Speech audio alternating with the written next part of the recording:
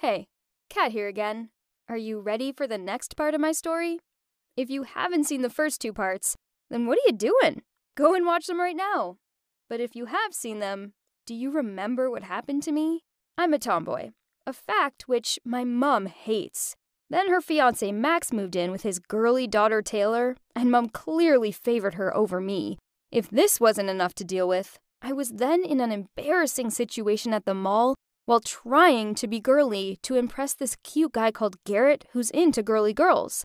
So after the rescue of my best friend Harry and some help getting ready from my mom, I arranged to meet Garrett at the coffee shop so I could tell him exactly how I felt about him before his soccer team party.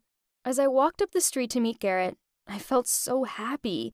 I'm sure it would be a surprise for him to see me dressed all girly, and he'd be into it. Then we'd kiss.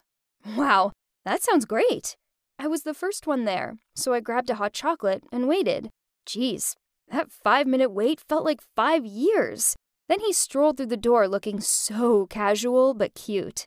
He looked me up and down and then said, Kat, you do know the party later is just a casual hangout? I kept my cool as I replied, Oh, this old dress? It's just something I threw on in a hurry. He ordered a drink and we talked for a bit. I knew it was the only chance, either now or never, so I just came out with it. Look, Garrett, I think you're cool. Really cool, in fact. I have a crush on you. No, I think I like you a lot. He looked a little flustered, but surely this was totally normal, as he was just digesting my words, right? After a few minutes of silence, he gave me an awkward look as he said, Kat, I think you're great, but you're not my type. I just see you as one of the boys. I'm not his type? And he just sees me as a boy? I sat there completely heartbroken. Each word he said felt like a sharp knife stabbing into my little heart. I immediately stood up and asked him, What, you don't think I'm a girl? I'm in a dress, for goodness sake. If I'm not girly enough for you, then who is? He seemed a bit confused by my question, then reluctantly replied, I'm into gentle girls who need me to protect. Like Taylor, for example. She's your sister, right? Could you help me and Taylor become a couple? What? Not only did he have the cheek to publicly reject me, but now he was admitting to me that he liked that Barbie doll? I yelled at him. You have to be kidding me. Out of all the girls in the world, you like Taylor? Then I stormed out of there, relieved that I'd worn ballet pumps over evil high heels. I arrived home to the smell of freshly baked scones. Then I saw my mom and Taylor baking together in the kitchen. I wasn't in the mood for cooking with Barbie hour, so I slammed the door shut and stomped up to my room. My mom appeared and shouted up the stairs to me, Hey, honey, how was your date? Why are you back so early? Seriously, it was pretty clear from my door slamming that it hadn't gone well. Why did she feel the need to humiliate me in front of Taylor, of all people? Get real, Mom. I'm clearly upset. But then, what do you know? You only care about your shiny new daughter, Taylor. I ran into my room to change out of that damn dress I was wearing. Then I threw it down the stairs at her and yelled out, It's your dress, so take it back, and play dress-ups with her instead.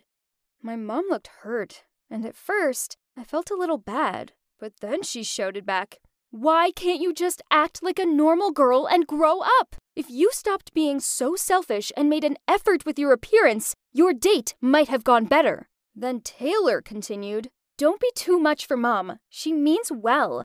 If that boy doesn't like you, then that's your issue, not hers.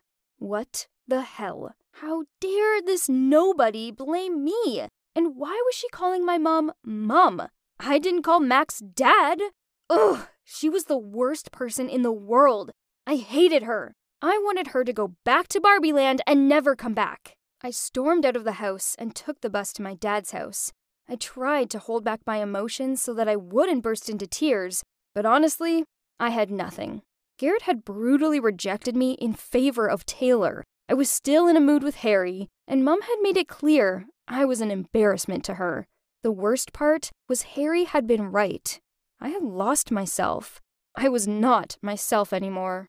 I showed up at Dad's, and as soon as he opened the door, I burst into tears and hugged him. I told him everything and begged him to let me live with him. Dad tried to analyze everything for me. After a while, I calmed down and realized that, okay, maybe I was a bit sassy with Mom. Then Dad said, "Actually, Kat, there's something I wanted to tell you. I really still love your mom and want you to help me get back with her." Whoa! I wasn't expecting that, but I was totally down for helping him. Goodbye to Barbie Taylor and hello to a proper family. Dad allowed me to stay for the night to let the tension between Mom and me calm down. His apartment was on the small side, so I had to sleep on the couch. But I didn't mind, as it meant I could stay up watching movies all night without Mom moaning at me that I needed my beauty sleep. I arrived home the next day to Mom and Max cleaning the house together. They were laughing and joking around and, yeah, okay, they looked really happy together. But Dad deserved this happiness more, right? I greeted both of them, but only Max replied. My mother ignored me like I was invisible. She must have still been mad at me. So all this tension wasn't a part of my get Dad back with Mom plan. So before I left for school, I walked up to Mom, said sorry, then kissed her on the cheek. Cheesy, but worth it. Then, as I was rummaging through my locker at school, I felt someone pat me on the shoulder. I turned around to see that it was Harry. "Kat, I'm sorry," he said. I turned around and continued to look through my locker. I'd forgiven him already, but I wanted to make him sweat a bit first.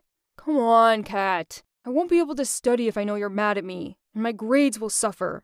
I laughed and said, "Take me out for ice cream after school, and I may consider forgiving you." "I think I can manage that." He smiled at me. After school, we went to the ice cream shop nearby. My mood was so good, and I told Harry all about my plan to get Dad back with Mom. He wasn't so sure about it, but regardless of this, he promised to have my back. So, I had an ally, and the plan to heal my parents' feelings officially began. First, I invited Dad over for dinner. Mom wasn't overly impressed, but she couldn't say no. After all, he was my dad. During the meal, I went on about past stories, such as the time we all went on vacation together for my 7th birthday, and Dad lost his swimming trunks in the sea. My parents and Max just laughed, but I could make out the annoyed look on Taylor's face. After the meal, we watched TV together, and Taylor volunteered to make drinks for everyone. Then she brought out 5 glasses of orange juice. Dad took a large sip of his, then immediately spit it out all over his clothes and rushed to the toilet. Turns out she'd put mustard in my dad's glass, but neither Max nor Mom said anything about it. Damn little Taylor. Then one night, when I knew that Mom and Max were going on a private date, I deliberately hid Max's key. By the time they found them in the plant pot 2 hours later, they'd missed their time slot. Talk about success. Another day, my mom suggested going on a picnic, so I immediately called Harry and my dad and invited them to join.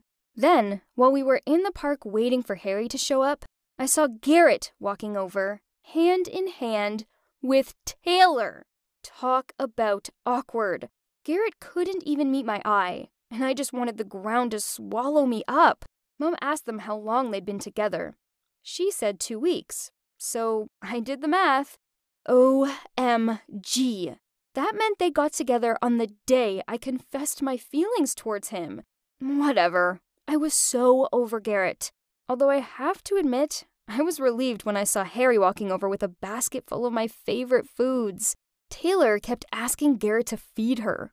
Ew.